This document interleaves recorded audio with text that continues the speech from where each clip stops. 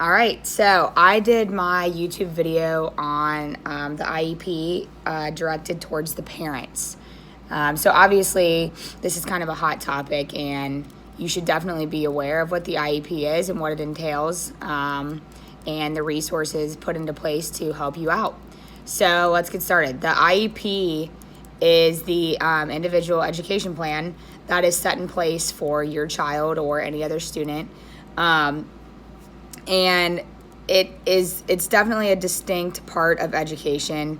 Whatever the IEP includes, its purpose is always to be the same. So obviously it's to tailor an educational plan for the child so that they can reach their full potential. So the first step is just determining eligibility for services.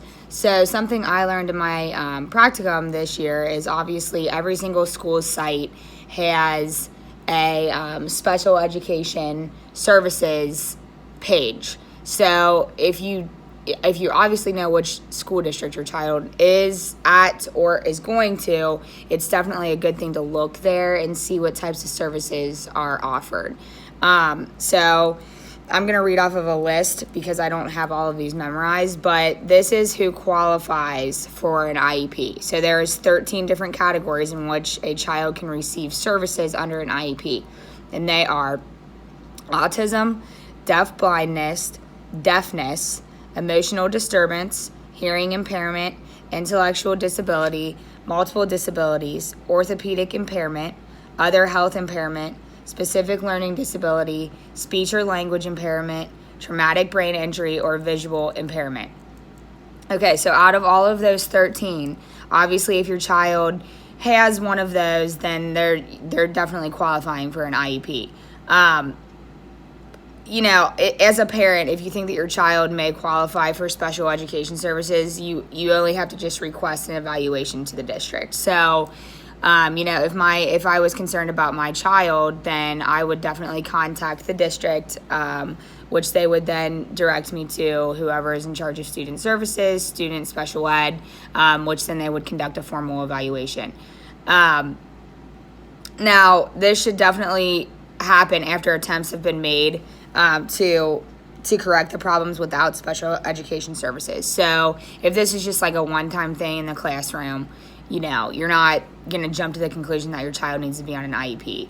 But if the attempts have been made and the child continues to struggle, especially if you're transitioning from school to school, the next step is obviously initiating RTI, which is response to intervention. So conducting an evaluation and convening with the school is obviously the next step to discuss the student's performance. And then if the team suspects that the child has a learning or behavioral impairment, it's going to work together as a team to determine what tests and data will be gathered, which then usually also involves the school psychologist just because of those formal tests that need to be taken place. And this would include a variety of performance tests such as Woodcock-Johnson, which I actually did a project on that. There's also just a ton of different things that you can do. I know that CBMs are taken into account with that, but as far as the formal tests that are conducted by the school psych, those are things that, cannot be taken lightly. So following the testing, the team, so the evaluation team, meets again and discusses the results. And then anytime the decisions are made regarding this evaluation, the parents invited to participate. So you as parents, that's definitely something that you are very much a part of because this is your child's education, it's your child's future. However, the most common disability are the category of SLD. So that's specific learning disability, which would be like math or reading comprehension or something like that. So under that category, if the discrepancy between achievement and ability is large enough, the child will qualify for services. So, your child might not have autism or your child might not have a traumatic brain injury, but they could have a specific learning disability, which, you're going to qualify for services.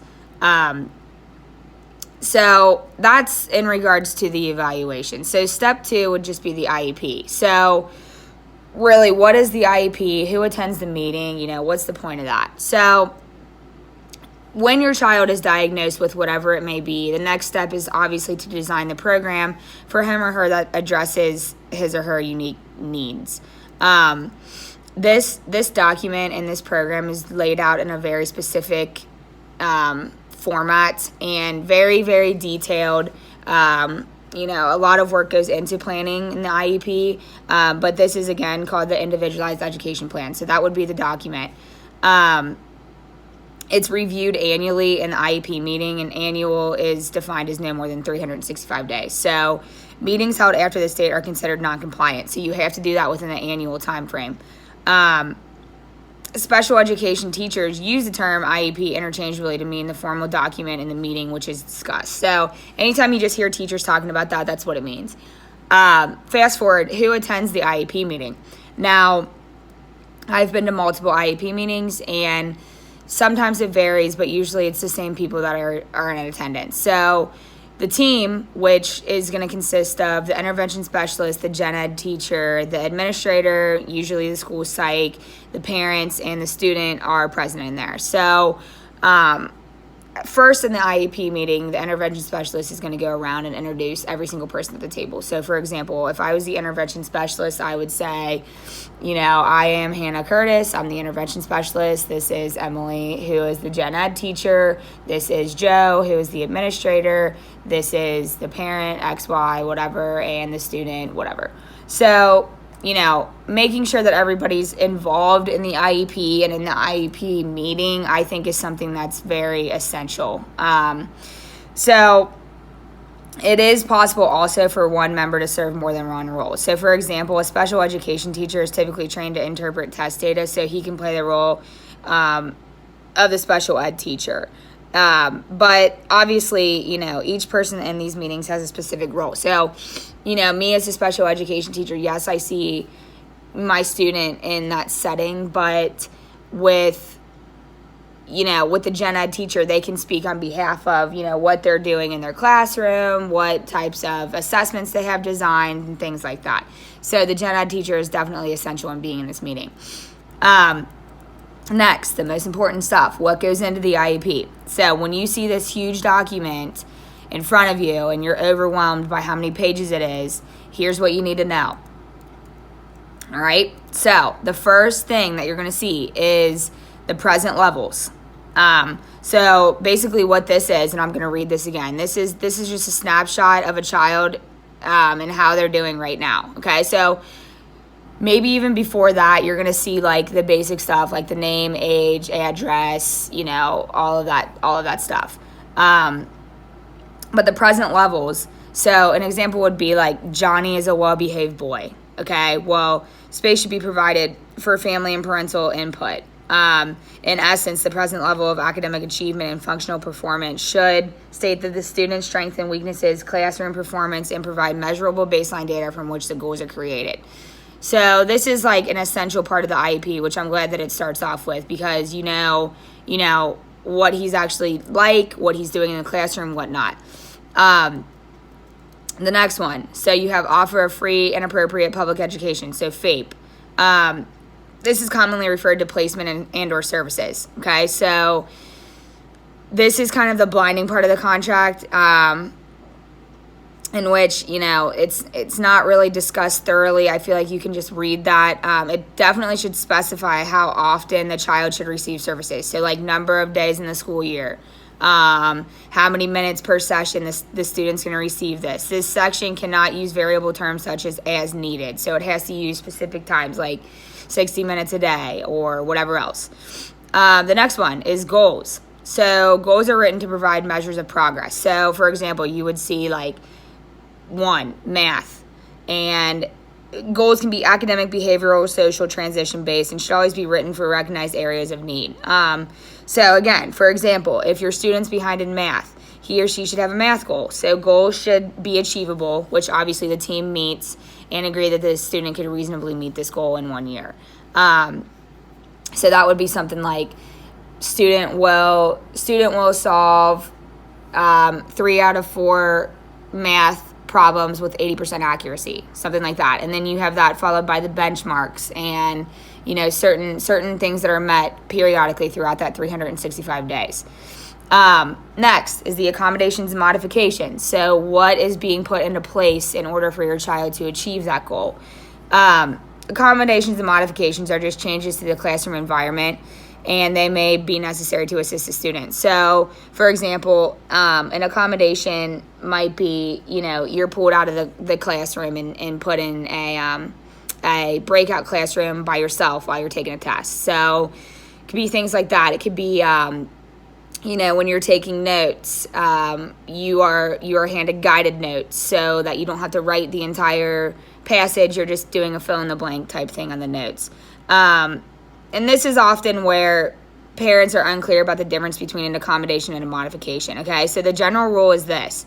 If it helps the student to complete the same work at the same level as his peers, it is an accommodation, okay? If it changes the work or the work is completed at a different level, it is a modification. All right, so here's an example.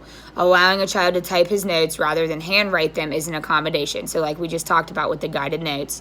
But an adult typing for them is a modification. All right, so huge difference between accommodation and modification. Next is the transition plan.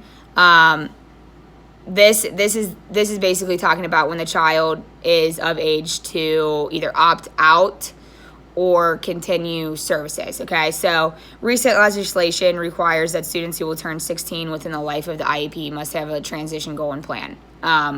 That's basically common sense, nothing really in depth there. And then last but not least is the signature and then the meeting notes. So legally you have to sign off that you met. Every single person that's in the meeting has to sign off on this. You have to indicate that you were present and that you approve the notes from the meeting. And then in addition, the parent must consent to the accommodations, modification, and placement. So you have to agree with this by the district for the initial IEP to be implemented. So if you don't sign off on that, that's a huge no-no. You have to sign off on that. And then step 2 and 3 is going to be just the follow-up. So the IEP meeting should not be the only time that you discuss the IEP. You should always discuss your child's progress, and we know that as educators, but obviously, sometimes people get wrapped up in just only communicating this at the IEP meeting when this should be, definitely discussed in throughout the progress of your child's educational career. So, yep, that is the IEP process, and I hope that it brings you nothing but success. So, thanks.